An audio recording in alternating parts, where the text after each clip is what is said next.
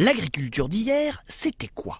C'était de moins en moins de paysans, beaucoup de machines, d'engrais, de pesticides, fongicides, herbicides, de moins en moins de variétés cultivées sur des surfaces de plus en plus grandes, 30% de terres arables cultivées pour nourrir le bétail, des tas de camions, d'avions, de bateaux pour transporter la nourriture de là où elle est produite à l'endroit où elle est consommée, et les prix imposés par quelques centrales d'achat.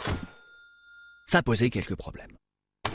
Terres dégradées, paysans malades et endettés, dérèglement du climat, disparition des abeilles et de la biodiversité, pollution de l'air et de l'eau, de moins en moins de pétrole, de plus en plus cher pour faire voyager la nourriture, 1 milliard de personnes mourant toujours de faim, alors que nous pourrions en nourrir 12 selon l'ONU.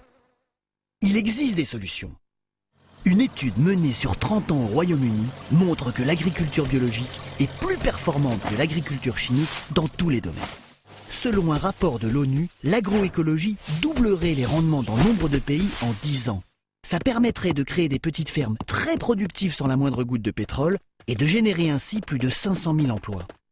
Manger bio et local de saison, raccourcir les distances de distribution, c'est permettre à des paysans de s'installer et de gagner plus. C'est maintenir une agriculture vivrière et saine là où nous vivons. Planter partout, c'est réintroduire la nature et l'agriculture en ville, sur nos balcons, dans nos jardins.